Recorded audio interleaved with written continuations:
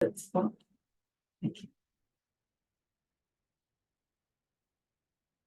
So welcome along everybody to the Indigenous and Transcultural Research Centre Seminar Series. Today we are thrilled to have Dr. Camila Ribeiro join us from as a scientist with the ITRC Forestry Research Centre. Camila is going to talk about, the title of her presentation is Indigenous Commercial Forestry Opportunities, East Arnhem, North Australia. I'd like to start with a celebration of country. I'd like to acknowledge that we're here, many of us here today are zooming in from Gubbi Gubbi Kabi Kabi country on the Sunshine Coast. We'd like to thank everybody for their presence today because it helps to strengthen our commitment to amplify Indigenous voices and showcase Indigenous strength and brilliance.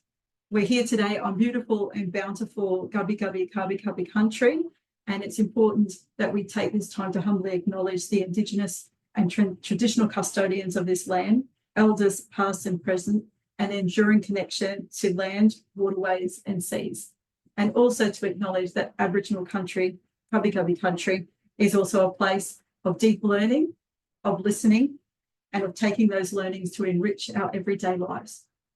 Without further ado, I'd like to introduce our presenter, Camila, and hand over to her. Thanks, Camila. Thanks, Maria. Thanks, everyone, for attending. I'm really happy to be here.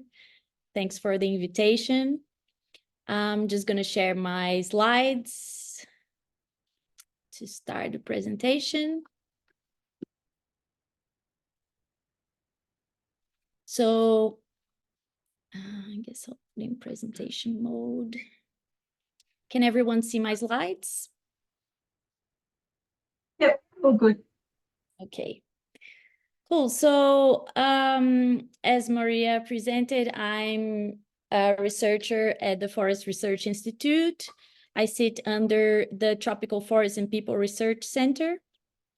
And today I'm gonna talk briefly about one of our projects with Indigenous communities in Northern Australia.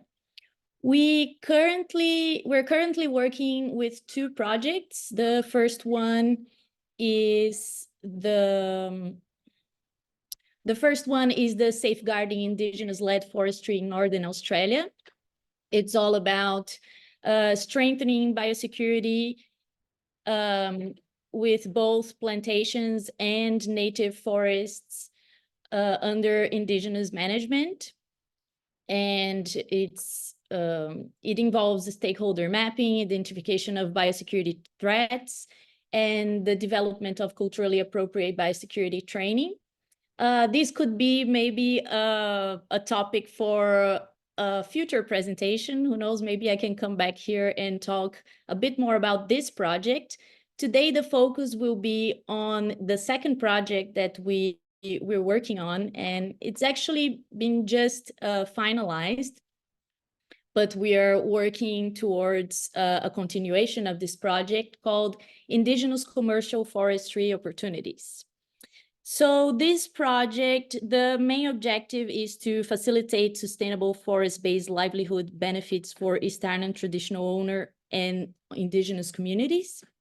It has a workforce training component, a business development, and we're exploring some market opportunities for these communities with roundwood, building shelters to address one of the main problems in the north, which is housing, some timber, non-timber forest product, and ecosystem services products and market.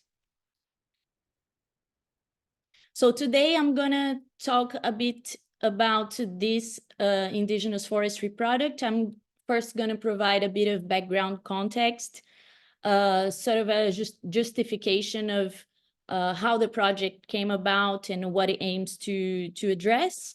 And after that, I'm gonna present a short film that I produced and directed to document what we've done there. And then after that, we go to Q&A. So a bit of background, we have extensive areas in Northern Australia under indigenous management or ownership, or both.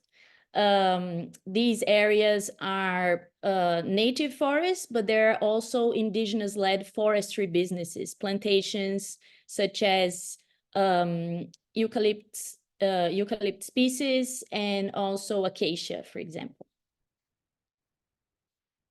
So yeah, a great chunk of these vast areas is in the Northern Territory, although we have also in Queensland and in WA.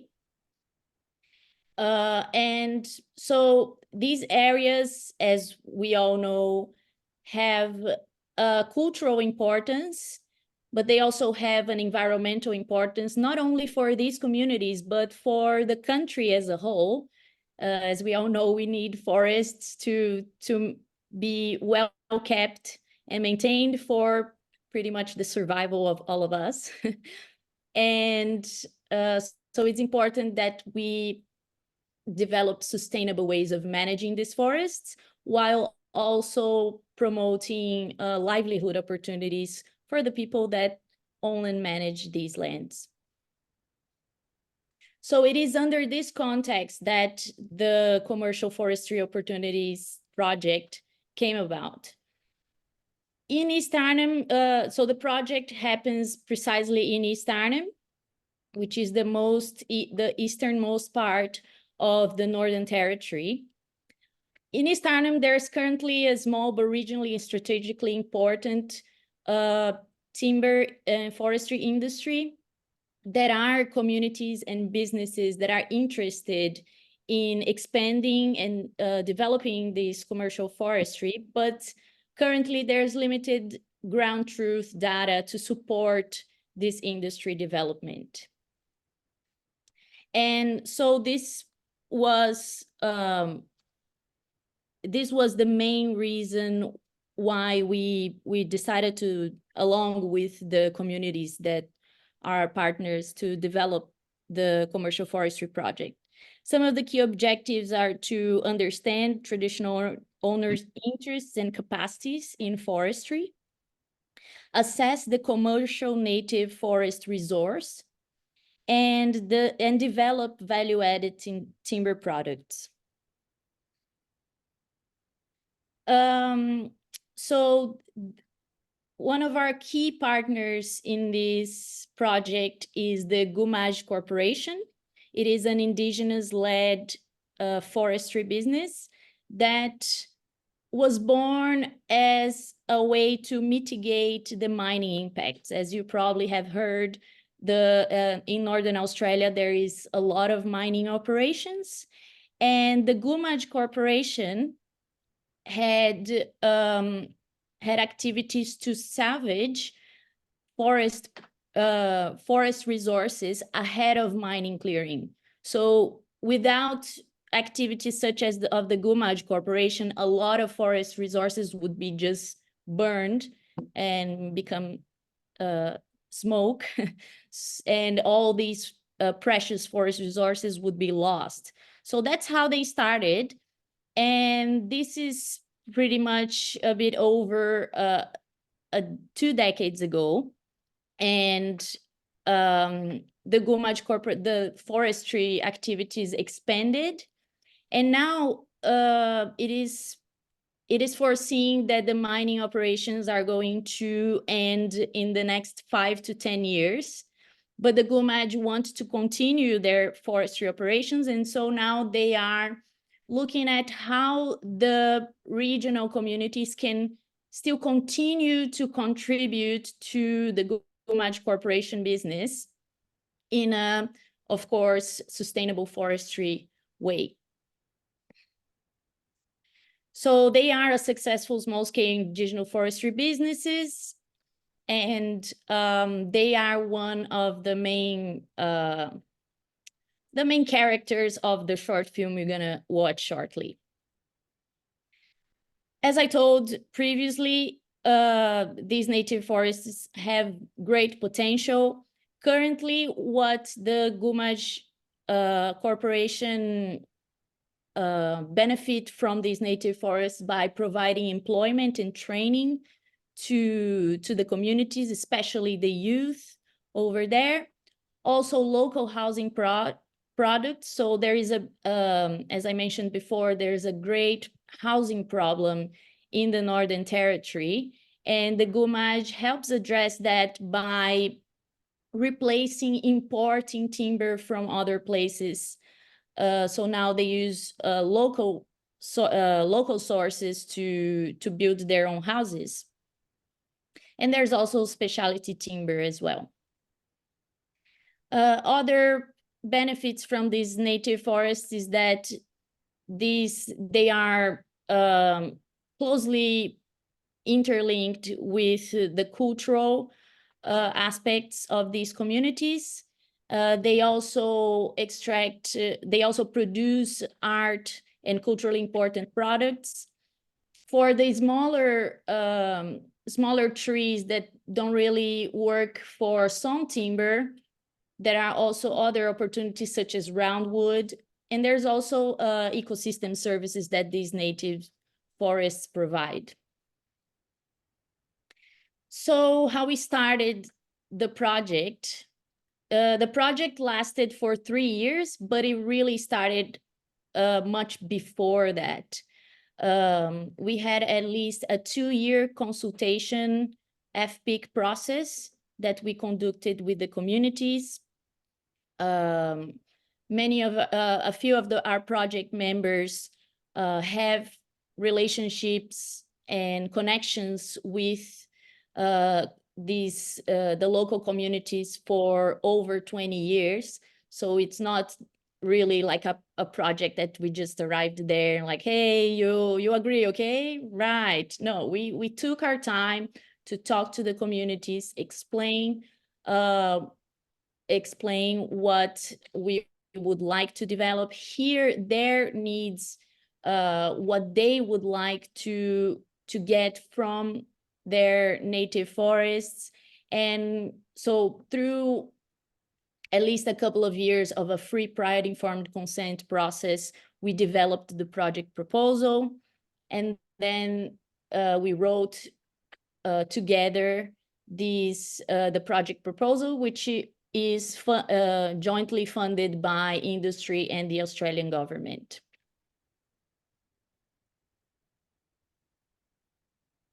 So the project phases, first of all, there was a product development pilot. So we established a sustainable native forest demonstration site, which you will see shortly in the short film.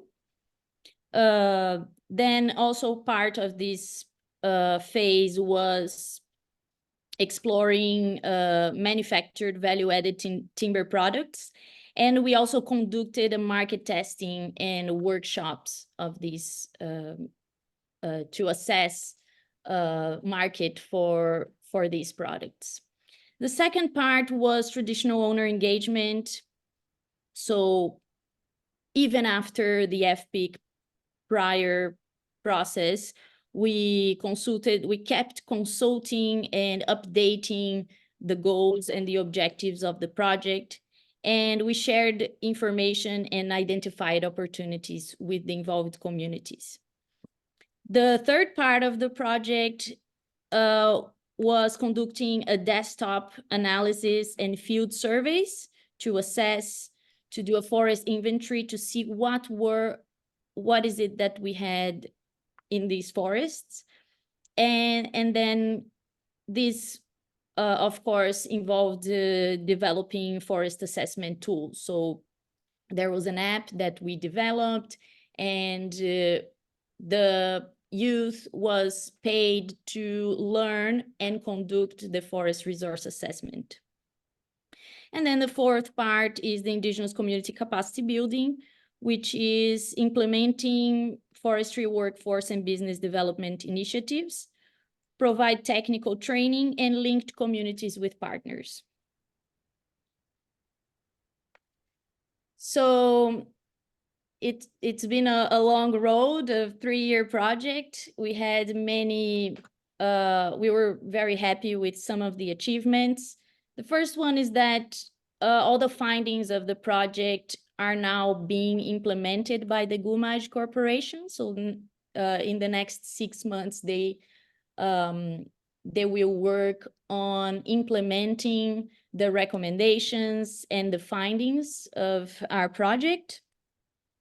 We addressed our core goal, which was to support the development of indigenous-led commercial forest industry. We found demonstrated potential for multiple timber and non-timber forest products in the region. And we raised the regional stakeholder awareness and interest in sustainable native forest, and successfully created expanded interest in industry and its potential for livelihoods and regional development. Briefly, in a nutshell, our recommendations were to continue work with remote communities and collaborative partners, further test the commercial viability of indigenous-led community forests with other communities in the region, and build on momentum for sustainable development in East Arnhem. And well, finally, again, very briefly, some of the conclusions were that the project has laid foundation for indigenous-led commercial forestry in East Arnhem, and it is a significant step towards sustainable livelihoods and regional development. And continued collaboration are essential for realizing the full potential of indigenous-led forestry in East Arnhem. And so I think now I'm going to play the short film that we've produced, and you will hopefully see, you'll hopefully understand a bit more of what I'm talking about, of what the project was about. Here in these pictures, it was the forestry conference at the Gold Coast, where we premiered our short film to many people. Many people here in this meeting also were there. And it was really nice because we brought some of the community members so they could tell the story from their perspective as well. It was very interesting to have them over, and they could exchange ideas with the attendants of the forestry conference. And yeah, it's a special memory for both our team, and then also, I believe, for the community. It was a moment that we could strengthen our relationships, and hopefully we'll continue to strengthen them in the future. Cool. So I'll now share the video with you. Just have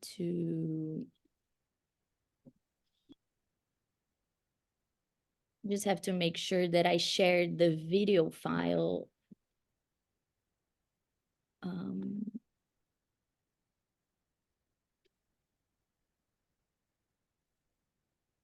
So I'll start playing the video. Can you guys see the black screen? Yeah, we got a black screen. Yeah, okay, let me know if you cannot hear the audio. It will start, well, the first seconds are silent, but if, yeah, you don't hear anything, let me know and I'll fix the audio. Okay, enjoy.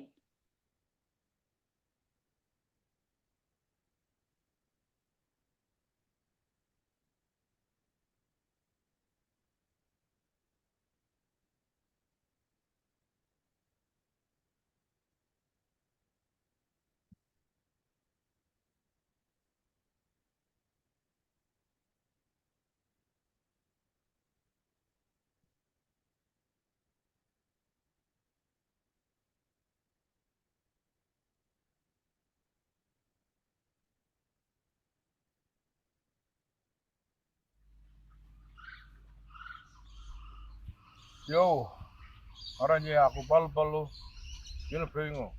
Para ko ka mirti yung raklango. Palulan niya, book magkabat talan niya ako ka brain break. community, itulah community, lot of story na ito ko. Betul. Aksat putao, ajina putao. My name is Moura. I live in Brain. I gotta tell you a story about what we do in Brain. I do the timber works, and it's all about the nature and the culture. And the work we was doing is part of Gumach. About 10 years ago, Gumach Corporation said that they would like to utilise that timber for supporting their livelihoods, creating jobs for the community and building their houses and so on. Brain wants to build proper houses for people to live, shelters and things like that. Maybe funeral area too can be put up. That's the plan. Housing is several times the cost of housing in other parts of the country. So the initial consideration is to replace timber imports, because timber and other construction materials are imported at great cost. All parts of this project involve learning from each other and training traditional owners in the activities that they need if they want to do forestry in the future. We're here to train our boys and girls as well to build skills for the future. When you guys go, they can take over.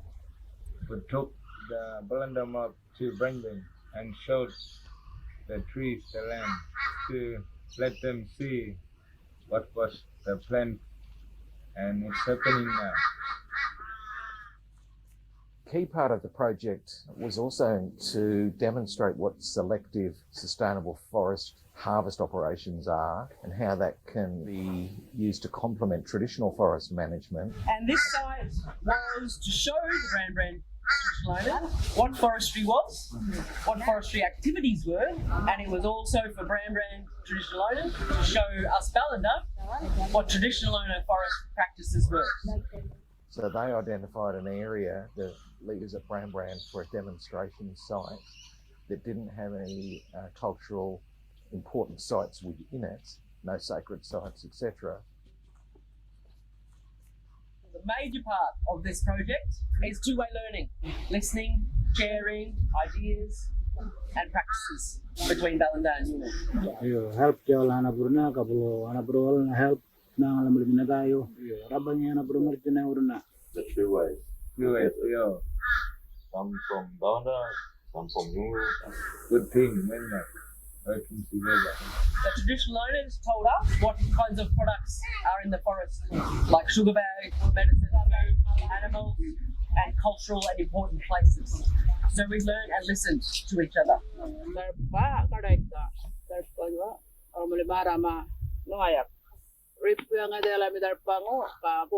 Oh, Garaika is very important tree. It's part of our culture.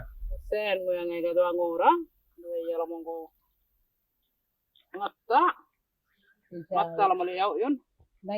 Kala mala. Yellow ka red. Black dangay leaves muna. Ara mala muli. Batan kala mamana nyakon ka. We then went about doing the inventory work in very great detail in the demonstration site, trained men and women in the forest inventory resource assessments. We worked together, walking through country to measure all the trees, to find out how many trees, what size they were, and what products we could make from them. Nang alam rin tayo malanya, checking na bro tayo malanya. Yung ka, wajud rin niya nang ala para makim na.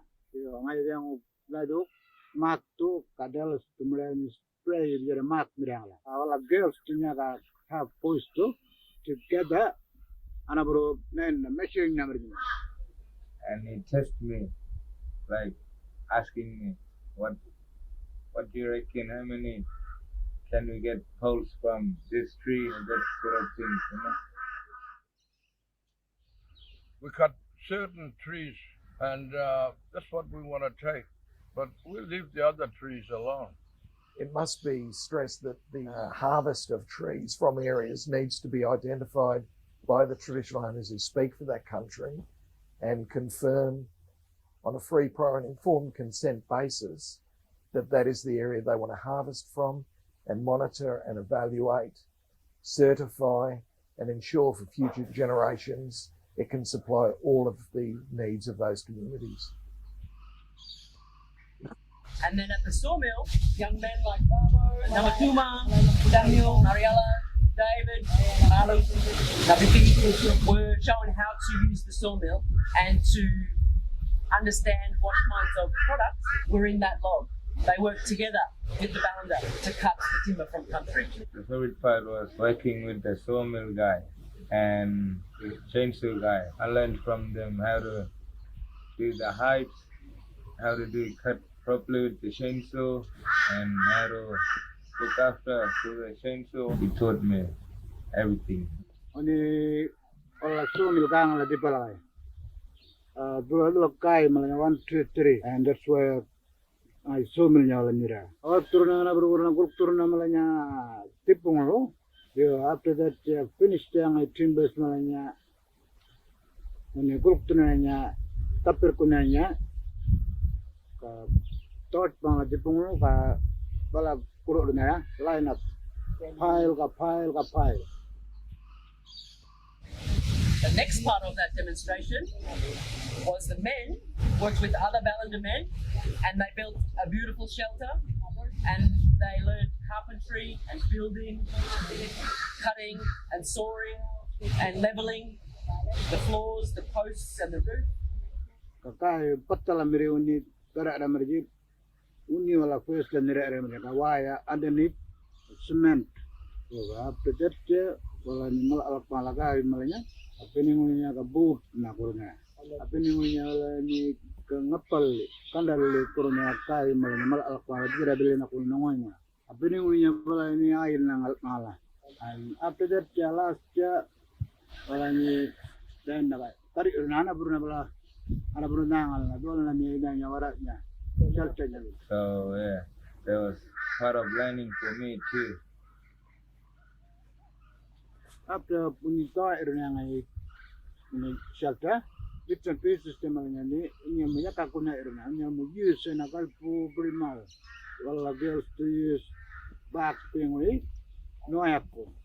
Ya kan anak baru ni kuna irna, one little bit, ini anak baru book makis.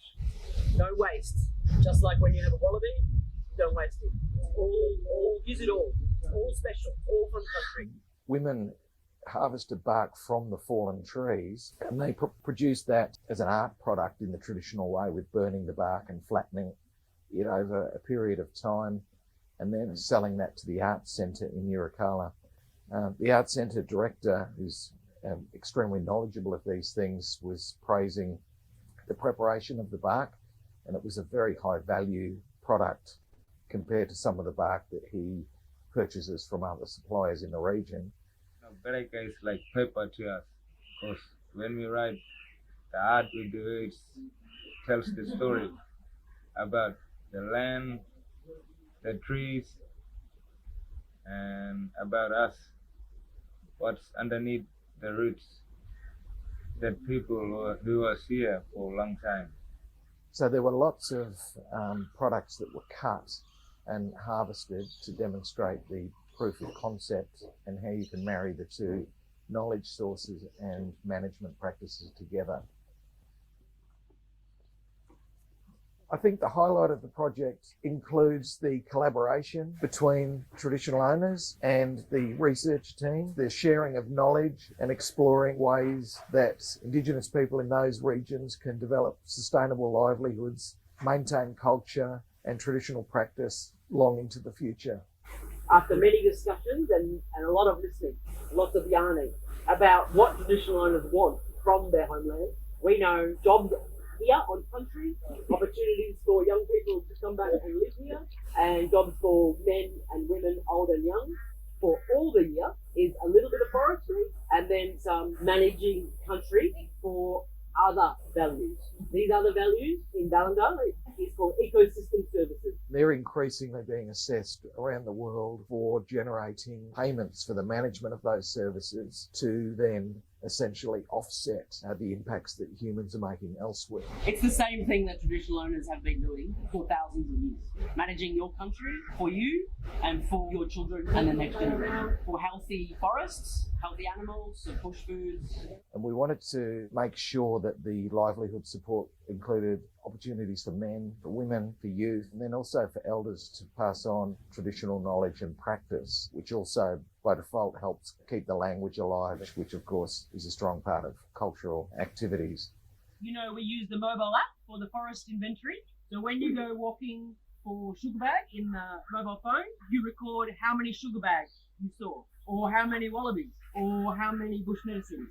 And then that information, the measuring, the checking, will get this certification for the ecosystem services, and then there'll be opportunity for money to be given to traditional owners for managing country. What the next stage of this project will be, to continue building skills in the community, have the two-way learning continue, to build a house out of the forest here, with the design of that house that the community want, and then we want to build more of those houses also in the community. And then other mobs can come and talk to Bran about what they've done. And in our yarns with the Bran TOs and Dullingboy and Baniella, they all want those resources to stay on country, and they want to see their needs and desires met first before anything else and before any timber leaves country. The traditional owners in Bran and other communities, like Aboriginal communities around the country, desperately need and want housing. They want opportunities to bring their young people back to country, to live with their parents and their grandparents, to preserve their traditional way of life and their culture. They want strong homelands for strong communities and strong families. Please help us do the building. We want to bring the school back here, and we want to have a strong family here. And that's what we need. And thank you. I'm keen to do that whenever. I'll just go and do it 100% sure for this land and for the people, so I can look after in the future. Thanks to coming out here and being with us very much.